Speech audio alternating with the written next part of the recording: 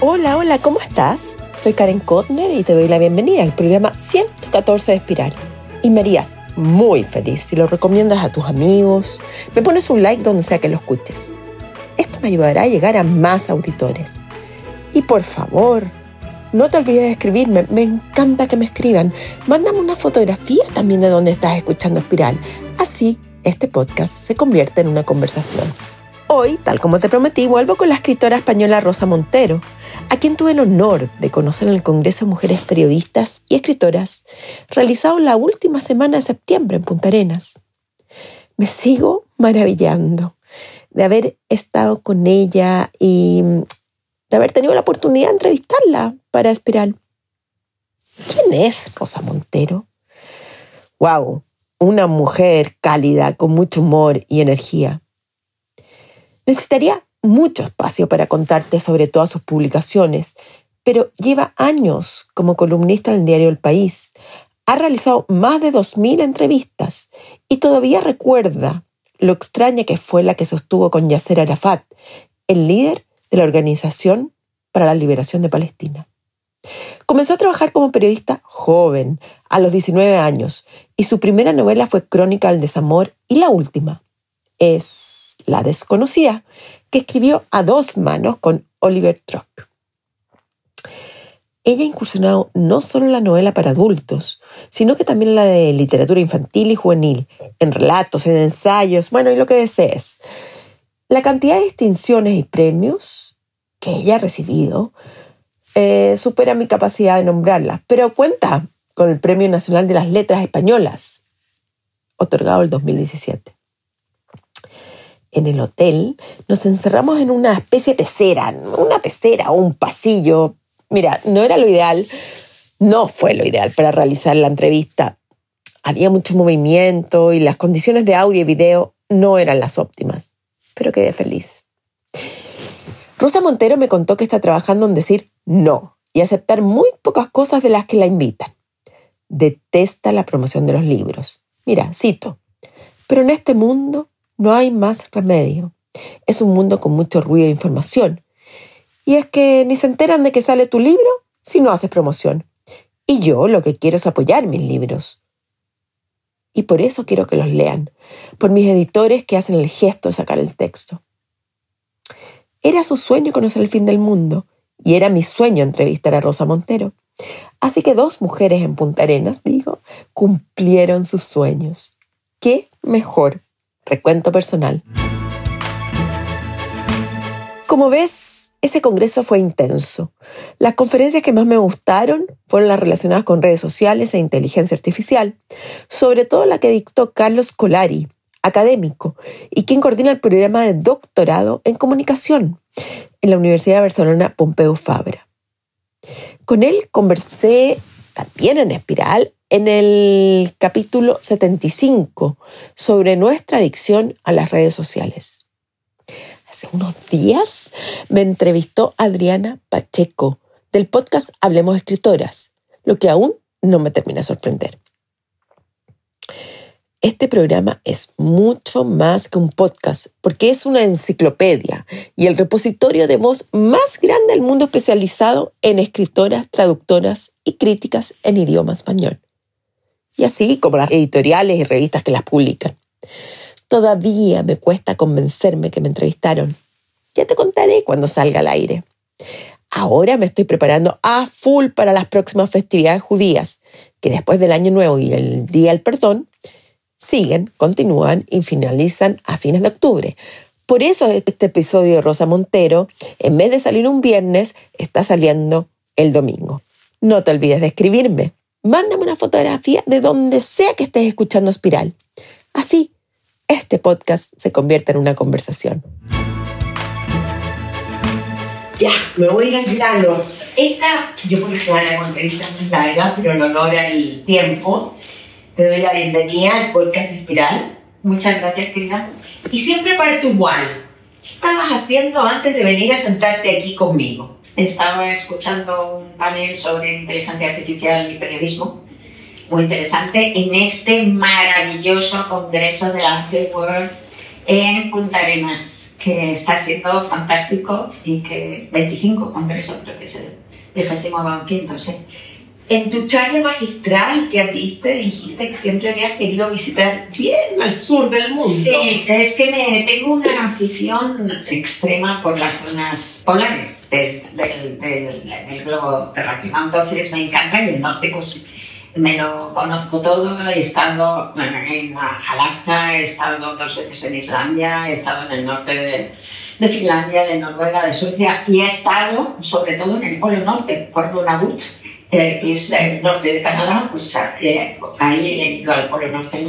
Y me chifla, y siempre he tenido como el deseo de conocer la Antártida. Y lo que pasa es que, claro, entre que era texto ir en pleno invierno para nosotros, ¿no? Que vuestro verano, el invierno, pues está siempre con trabajos aquí normalmente. Lo lejos que está y tal, no lo había hecho nunca. Entonces, estar aquí para mí llegar aquí para mí es un sueño. Estar en la ventana de mi hotel, sobre el estrecho de Magallanes, que para mí es mítico, o sea, y al otro lado se ve Tierra de Fuego, es que levito. ¿Leíste la biografía de Stefan Zweig sobre Magallanes? No. Te la recomiendo. Seguro que Stefan Zweig era un biógrafo extraordinario. Exactamente. Vamos a hablar un poco de ti, porque de eso se trata. Cuando uno es escritora, inevitablemente uno termina la figura del yo. Has escrito varias cosas con todo un poco de biografía al final de la ficción, como sabemos. Todo se pone, ¿no? En tus 2 ensayos bibliográficos, Historias Mujeres y Nosotras, Historias Mujeres, como en todo tu sello, hay un interés particular en las mujeres, pero ¿qué ha cambiado en tu visión sobre nosotras, sobre las mujeres, desde que publicaste esas novelas? Bueno, no, son ensayos biográficos. El primero fue Historias de Mujeres, que fue hace 24, 25, 26 años, cuando se publicó, 27 quizá ya. Nosotras es una reedición que hice hace 5 años, tomando ese libro y añadiendo pues como un cuarto más, ¿no? Entonces, el primero, Historias de Mujeres, pues fue publicado en un momento en donde todavía pensábamos que las mujeres, pobrecitas de nosotras, pues que no habíamos podido destacar. Eso es lo que se pensaba en aquella época, que no habíamos podido destacar en casi ningún campo, que solamente histórico, que solamente había unas cuantas, Juana de Arco, Isabel II, yo qué sé, Isabel la católica, pero muy pocas mujeres a lo largo de la historia, y que era natural, porque como estábamos tan postergadas, como no se nos había permitido estudiar hasta principios del siglo XX, no se nos ha permitido estudiar en la universidad hasta entrar al siglo XX en general. En España, por ejemplo, creo que fue en 1911, ¿no?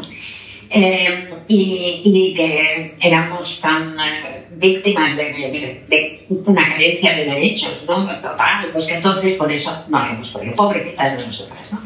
Y ya por entonces, eso era lo que el sentido general y lo que todo el mundo pensaba. Ya por entonces, a mí que me encantan las biografías, y tengo una biblioteca de biografías, sobre todo de artistas muy grande, personal. Es bien caótica tu biblioteca, porque pensado que es bien caótica. Sí, total, sí. Bueno, entonces he leído sobre todo muchísimas biografías inglesas, que son los reyes de la biografía, ¿no? Y ahí ya empecé a leer biografías de unas mujeres insólitas, alucinantes, que no conocíamos y que habían hecho cosas increíbles o que habían tenido unas vidas trágicas porque la situación les había impedido salir, pero que tenían un talento increíble y todo esto, ¿no? Y ya me pareció fascinante y empecé a pensar, como digo, en el prólogo de ese libro, y empecé a pensar que había mujeres de todo tipo, con unas historias alucinantes, verdaderamente alucinantes, que no guardábamos memoria de ellas, y que algunas veces eran historias trágicas en el sentido de que les habían impedido desarrollar todo su arte, pero que eran, o su capacidad, lo que fuera, pero que la habían tenido, y que eran, bueno, historias fascinantes, ¿no? Y empecé a pensar que efectivamente había habido muchísimas más de las que recordábamos, pero que, como decía la escritora italiana Bacci Marani, cuando una mujer muere, muere para siempre, no como los hombres, ¿no? Esta borran, digamos, de los anales y de la historia patriarcal que nos han educado en esa historia patriarcal. Y ya tuve esa sospecha, ¿no? Y ya lo digo en el prólogo. Y bueno, y de repente han pasado estos casi 30 años desde la que salió ese libro por primera vez y ha habido efectivamente una explosión. Ahora hay una explosión de esa otra historiografía que nos cuenta que es que hemos vivido una historia completamente mutilada y mentirosa. O sea, la historia ¿Imaginaste alguna vez ver esta explosión? Pues no, pero lo vislumbraste, digamos. No, pero intuí ya, como digo, ya te digo en el prólogo, intuí que esa realidad supuestamente de pobrecitas no hemos podido hacer nada, no era así. Lo que pasa es que no llegué a ver el nivel, porque es que ha habido, hasta en el mundo árabe, por ejemplo, ha habido sultanas importantísimas durante permontones que han recibido, o sea, de todo, ha habido de todo, mujeres en todos los ámbitos del conocimiento, de la ciencia, de la política, en todos los ámbitos, en todas las épocas y en todos los países. Solo que había que buscar. Había que buscar. Por ejemplo, ¿quién es el primer autor literario que conocemos, cuyo nombre conocemos y cuya obra tenemos? Pues es una mujer, es Enebuena. Es una princesa de hace 4.300 años, Acadia, que tiene un poema que es el himno, no me acuerdo, es un himno sagrado a una diosa, ahora no me acuerdo cómo se llama, y es un largo poema que se conserva.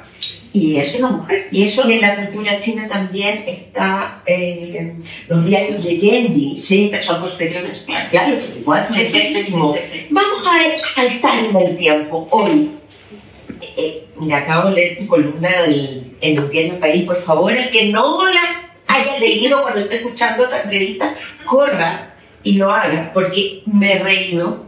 ¿Cuál de ellas es? Todas, pero esta cómo convertirte en un imbécil. Sí. Esta agradecí la transparencia, agradecí la sinceridad, como siempre tienes un sentido del humor que no solo en persona. Si ustedes conocieron a Rosa en persona, se reirían una y otra vez, pero también tienen el don de poder traspasarlo a la palabra escrita, que eso es un don. Sí. Bueno, y ahí cuenta, vamos a hacerlo breve, para que se queden con las ganas de ir a verla. Estaba saturada de actos públicos, y eso no fue hace mucho tiempo. No, hace unos meses, sí.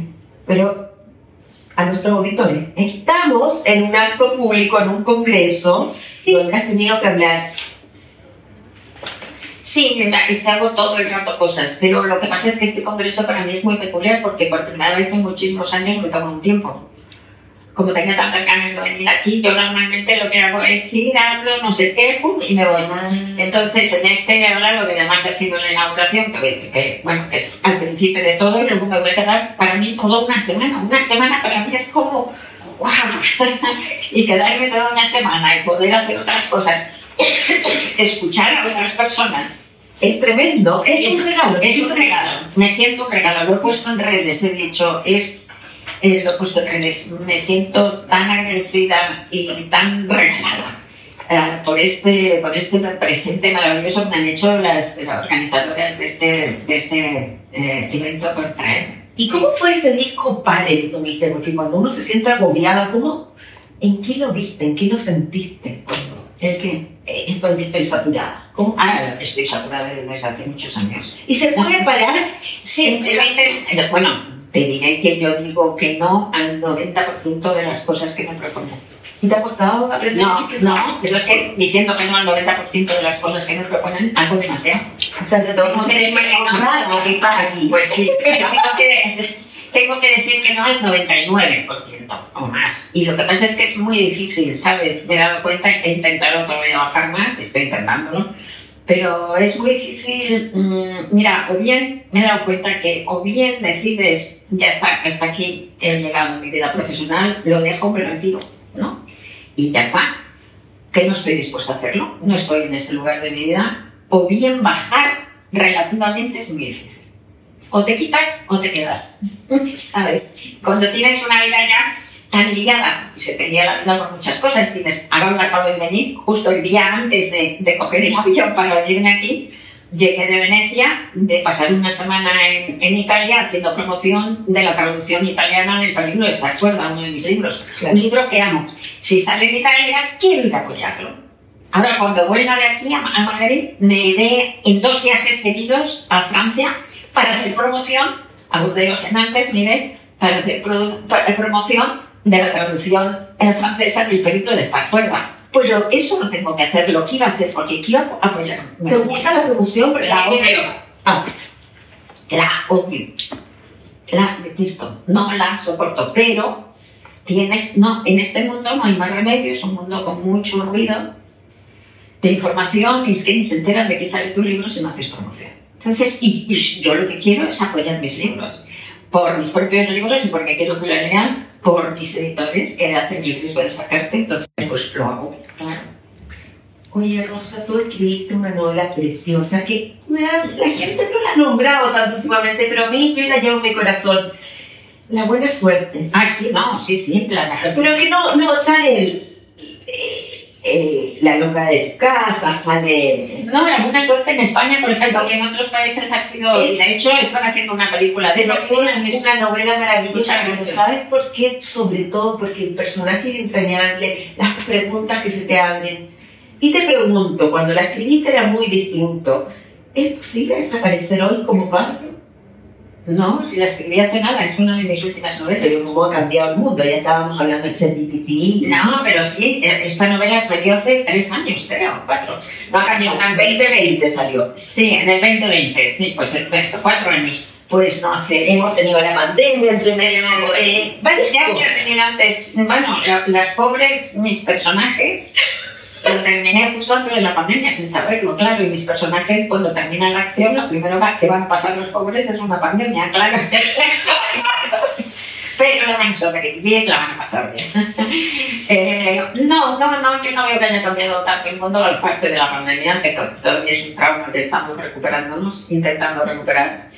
Pero sí que claro que puede desaparecer todo el rato, desaparece gente. ¿Tú sabes cuánta gente desaparece? Lo he buscado en España, tengo una memoria horrible, pero en todos los países desaparecen al año como 20.000 personas. Yo que sé, algunos se les vuelve a recuperar, otros no. Y mucha gente desaparece porque quiere desaparecer, ¿no? Tú desapareces, a veces contaste en una entrevista tu cabaña, un lugar perdido, que dices que ya no es tan perdido y que saben cómo encontrar. Sí, es secreto que ya no sale todo el mundo, sí. Pero vamos, sí, tengo un apartamento por ahí, fuera de España, y me encierro ahí, que me encanta, me voy con mis perros, ahora con mi perra, solo me queda una, y me encierro a escribir. Y estoy más feliz que una perdiz ahí escribiendo así.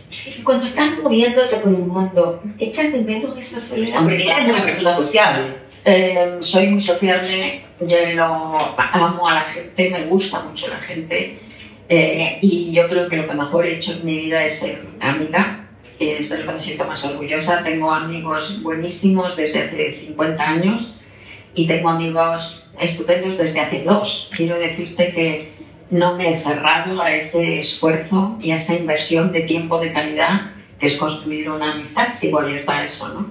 Porque para tener buenos amigos no salen debajo de las piedras. Porque si esa gente que dices que no, porque no encuentro gente, porque no me quiere, no te lo trabajarás. Es que para tener un buen amigo, una buena amiga, es que te lo tienes que trabajar mucho. Igual como se trabaja en las buenas cosas, como claro, tienes que invertir un montón de tiempo en realidad y un montón de esfuerzo. Bueno, pues yo tengo amigos maravillosos y para mí es un orgullo y es lo mejor de mi vida, Pero al mismo tiempo necesito soledad. Igual, no se puede ser escritor y no necesitar soledad. Sí. Etapas de gran soledad. Y dicen que una de las mejores cosas, porque he hecho muchas cosas buenas, es haber tenido buenos amigos, pero ¿de cuáles te arrepientes no haber realizado? Cuando miras hoy, ¿de qué me arrepiento? De no haber realizado, no haber hecho. No, mira, yo creo que la gente se divide en 2 tipos de personas. Unos, los que eligen justamente arrepentirse por acción y los que eligen arrepentirse por omisión. Entonces, yo siempre he elegido arrepentirme por acción. Así que no tengo nada que no haya hecho. A lo mejor me puedo arrepentir de cosas que he hecho, pero de cosas que no he hecho no me arrepiento, ¿sabes? O sea, ¿y por qué no fuiste madre? Porque no me quería, no quería. no quería. Nunca he querido, nunca he jugado con juguetes de niños, jugaba con animales de peluche. ¿Naciste adulta? Así estás, ¿eh? ¿Naciste adulta? Nací adulta, efectivamente, sí. Nací adulta, bueno, solo cuento un poco en el peligro de esta cuerda, ¿no? Es maravilloso ese libro, por favor, léalo. Y luego,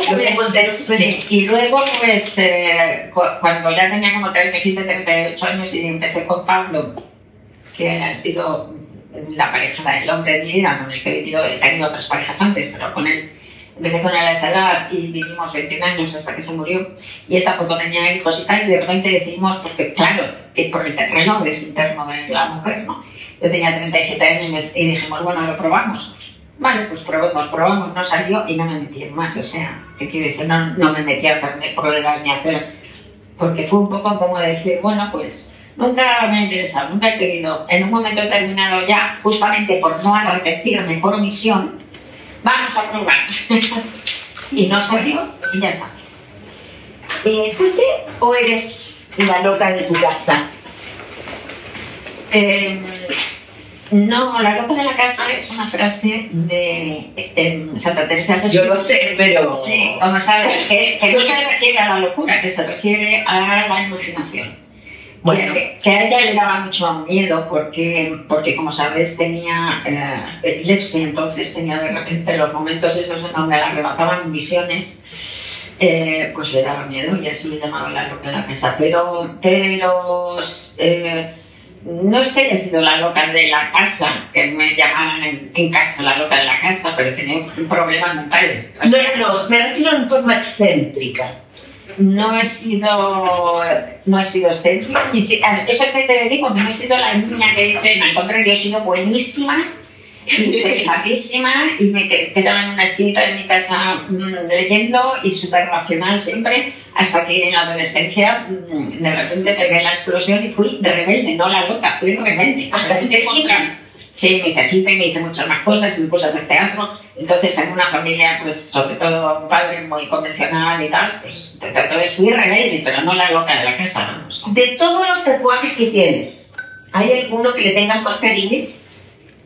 Les tengo cariños a todos, porque realmente tú te haces un tatuaje hay una relación, o por lo menos deberías tatuarte teniendo una relación, pero bueno, este fue el primero, que es una de las Yo no podría, me da un nervio, solo imaginar, además que no me haría nada definitivo, pero me dolor. Nada, duele más depilarte las ingles con cera, te lo juro, sí.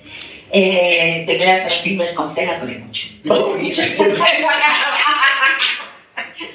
Pero bueno, entonces, esta fue la primera y la tengo mucho cariño, es un símbolo de generación. Estos me representan mucho. Sapere aude, que es la frase de Horacio, pero que popularizó Kant, que significa atrévete a saber, que me encanta. Atrévete a saber por encima de tu miedo, de tu inconveniencia, de tus prejuicios. Pues yo creo que es algo que uno debe esforzarse, ¿no? Atrévete a saber. Y luego la fórmula de la relatividad, porque me encanta la ciencia. Esto me representa mucho. ¿Hubieras estudiado algo con ciencia? Es que en mi época, bueno, y aquí todavía, claro, vivimos en un mundo absurdo que divide la realidad entre letras y ciencia, que me parece, es totalmente ortopédico y falsa esa división, la realidad es un continuo. Pero eso hace que desde niños, con 14 años, yo tuve que elegir entre letras y ciencias, y como escribía desde que tenía 5 años, escogí letras, pero siempre me ha encantado la biología, por ejemplo, la neurología, la física también me gustaba mucho. A lo mejor hubiera podido hacer algo, me gusta. En una de todas, preparando para esta entrevista, supe que hace poco falleció una amiga muy cercana tuya. Sí. También tuviste la muerte de Pablo. ¿Cómo procesas el duelo? ¿Ya te conoces como Rosa Montero? Yo ya sé cómo proceso el duelo. ¿O los duelos son distintos? No, todos los duelos son distintos, pero por otro lado yo he tenido la muerte muy cercana de gente, se me ha muerto mucha gente. Entonces, pues bueno, eso no te prepara para el siguiente. Todas las muertes anteriores no te preparan y son un desastre. Es lo peor de envejecer. Lo peor de envejecer es que se te va muriendo la gente querida. Eso es inaguantable, insufrible. y no te preparas para ello. Es imposible. ¿Y sientes que te recuperaste? Siempre te recuperas. Recuperar es la palabra equivocada. Okay. Porque recuperar significa como volver al mismo sitio, ¿no? Vale, ya está, y nunca te recuperas. O sea, después de la muerte de alguien realmente importante, nunca te recuperas. Nunca vuelves a ver el mundo igual, jamás. O sea, esa parte del mundo que existía, esa vida tuya que tenías con esa persona viviendo en el mundo, esa parte de vida se fue para siempre. Lo que pasa es que los seres humanos tenemos una capacidad de superación, de regeneración. Por eso hay tantos mitos de regeneración en las culturas humanas, ¿no? El mismo de la salamandra, que es un mito de regeneración, el ave fénix, porque somos supervivientes, somos más tenaces que las cucarachas, ¿no? Somos tremendos. Esa tenacidad y esa capacidad de adaptación y de supervivencia es la que nos ha hecho una especie con tanto éxito que nos hemos convertido en un virus, ¿no? Para el planeta. Entonces, lo que haces es reinventarte, no te recuperas. Te reinventas una nueva vida sin esa persona. Vamos a ir a la desconocida. Ya, porque es un juego. ¿Cómo fue? Porque la escribiste, primero volviste a la novela negra, y además la escribiste con Oliver Trump. Explícame cómo escribir a dos manos. Pues La desconocida fue un juego curioso. Mira, hay un festival y una cosa que fue de pura casualidad. No se nos había ocurrido ni a Olivier Clerc, que es un escritor francés especializado en novela negra, y al cual conocido desde hace años porque tenemos a la misma editorial en Francia y que son muy majos, nos caemos muy bien. Bueno, entonces ni a Olivier Clerc ni a mí se nos había ocurrido nunca escribir a cuatro manos, jamás. Pero resulta que hay un festival que es el P de Polar, en Lyon, que es uno de los festivales más importantes de novela negra de Francia. Y entonces se les ocurrió la gran idea hace unos años, 3 o 4 años, de hacer un librito, una novela corta, negra, un thriller, escrito a 4 manos cada año para el festival, entre un autor o autora francés y un autor o autora del país invitado ese año. Entonces, eso empezó hace 4 años con los alemanes, al año siguiente en España, y me lo propusieron a mí hacerlo junto con Olivier. Y dijimos, sí, pues un poco por el experimento, porque todo era súper difícil, teníamos que hacerlo en 3 meses, o sea, una cosa loca. Luego teníamos que hacerlo, eran 8 capítulos de 20.000 caracteres cada uno, y entonces pues teníamos que ir haciéndolo alternado. Uno hacía el 1, luego el otro el 2 y así, ¿no? Los capítulos alternados. Entonces ellos nos proponían, la idea era un poco como el cadáver exquisito, que ya sabes que era ese juego surrealista en donde pues la gente va siguiéndose, pero que crea al final, pues crea un resultado completamente absurdo, ¿no? Y o sea que no teníamos que saber nada hasta que nos mandaran hasta que el otro te mandara el capítulo, pero proponer un cadáver exquisito a una novela negra es una tontería, porque una novela negra es lo contrario de lo absurdo. Una novela negra tiene que ser un artefacto de precisión, ¿no? Así que desde el primer momento Olivier y yo decidimos que íbamos a ir desarrollando la novela a la vez. Fue difícil. Fue divertidísimo. Fue muy difícil, sobre todo porque no teníamos tiempo. Los dos estábamos fatal de tiempo y no teníamos tiempo porque yo estaba viajando, él también, o sea.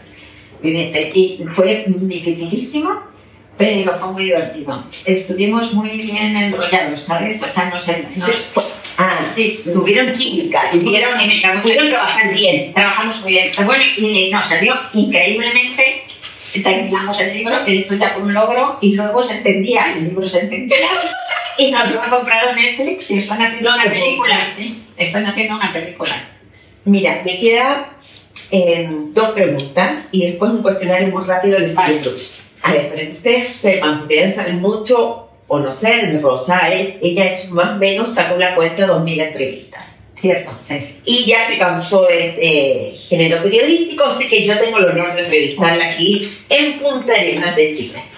Paul McCartney te contó cómo se mantenía en su centro, no perderle. Pero ahora te digo, ¿cómo te mantienes tú en tu centro con tantos premios, tantas publicaciones, tantos reconocimientos, tantas entrevistas, tanto que la gente quiere estar contigo? Bueno, como dice en el artículo ese de no convertirte en un imbécil, pues A veces hay riesgos, claro, porque es demasiado ruido, ¿sabes? Alrededor, y ruido de gente que te halaga. Y aunque tú siempre dices, soy conocida desde los 26 años, porque el periódico El País en el que trabajo, pues salió, tuvo gran éxito después de la muerte de Franco, apareció después de la muerte de nuestro dictador, y arrastró en el éxito del periódico una serie de periodistas muy jóvenes, como yo y otros. Y entonces nos hizo famosos, ¿no? O sea que yo llevo casi 50 años, digamos, pues en el sitio público. Claro, me he construido un caparazón para defenderte de eso, porque si no te vuelves loco. Yo vivo la vida, yo sé que la vida es la vida tangible, ¿eh? Yo sé que la vida son mis amigos. O sea, sé que la vida es lo real, no es todo ese ruido, ¿no? Pero cuando estás dejando todo el tiempo y estás, pues algo cala, ¿no? Da un poco de miedo, algo cala de que todo el mundo te vaya diciendo y tal. Entonces, es complicado, tienes que mantenerte simplemente en eso, en la pequeña vida real. Lo que te importa son la gente que te quiere y a la que tú quieres. Pero es fácil creerse el cuento. Hombre, no es fácil si llevas mucho tiempo. Es muy fácil cuando eres un chaval, tú ves a la gente que se vuelve loca al principio, ¿no? Pero ahí es muy fácil perder la cabeza, pero vamos, llevando como yo 50 años en esto, pues no es nada fácil. Y aún así te das cuenta de que puede haber un cierto cansancio de materiales, por así decirlo. ¿Qué es lo que te inseguriza? Me inseguriza todo. O sea, cuando estás escribiendo. Todo. Yo sigo teniendo el enemigo interior, que es lo peor que el peor enemigo de un artista, sea el artista bueno o malo, es el enemigo interior. Entonces es esa voz asquerosa que te dice no vale, no sirve, para que te mueres. ¿En serio te sucede? Siempre, claro. ¿Para qué vas a hacer esto? Vas a hacerlo fatal. Hombre, a medida que vas creciendo yo siempre tengo la tensión y el miedo de hacerlo fatal en todo. Pero claro, pues tienes más recursos en el sentido de que dices, bueno, hoy tengo que hacer esto mañana y tengo que ir a tal sitio. Y dices, bueno, joder, te ha pasado esto, has estado con este mismo miedo 500 veces y las 500 veces luego ha sido y ha salido bien. O si no ha salido todo lo bien que tú querías, tampoco ha pasado nada, ¿entiendes? O sea que, digamos que eso anima y alivia, ¿no? Pero sí, el miedo está siempre. Además, el enemigo interior es muy inteligente porque te puede decir, bueno, joder, esta novela estoy haciendo, saco ahora en enero, pues, ¿cómo sale? Y te dice, pues yo qué sé, si la gente que me entrevista y tal, pues bueno, con todas las novelas que has escrito, que has publicado, los premios, y dices, bueno, incluso si me creyeran que esas novelas están bien. El enemigo interior siempre dice, bueno, a lo mejor antes sabías escribir, pero ahora ya no sabes, ya estás acabada, ¿no? ¿Y vas a sacar otra novela ahora en enero? En enero 2025 saco la última novela de la serie de Bruna Haskell, novelas futuristas. ¿Y estás escribiendo otra cosa? Pues la verdad es que sí, quería darme un tiempo, pero me ha dado una locura. Sí, bueno, ahora lo he parado, pero este verano, que quería pasarlo, mi verano, mis vacaciones en agosto, quería descansar porque llevaba años sin descansar, pues a los 10 días se me ocurrió una cosa y me puse a escribir. ¿Y sobre qué es? Pues es una cosa loca, que no sé qué, si se saldrá adelante. Llevo 6 capítulos, es una saga de 3 libros. ¿No has escrito ninguna saga? De género fantástico, no, porque Bruna Haskell, que sí que son 3 libros, pero cada libro termina en sí mismo. Esto es una saga que continúa de 3 libros, que se llamarían Los Libros del Caos. La saga se llamaría Los Libros del Caos. Rosa, nuestra querida Rosa Montero, te quiero dar las gracias, pero antes yo te quiero hacer un obsequio, que es mi novela. ¡Qué bonito! Muchas gracias. Este año. Karen, me encanta. Espero que la disfrutes, va con una dedicatoria. Genial, muy bonito. ¿Te gustó? A mí sí, y mucho. Espero en el futuro volver a conversar con Rosa Montero y charlar sobre lo mundano y lo sagrado, porque me quedé con gusto a poco. Te lo vuelvo a decir y no me voy a cansar. No te olvides de escribirme a mi correo karen@karenkotner.com o mándame una fotografía a mi Instagram, a este mismo correo, de donde sea que estás escuchando Espiral. Así, este podcast se convierte en una conversación. ¡Chao!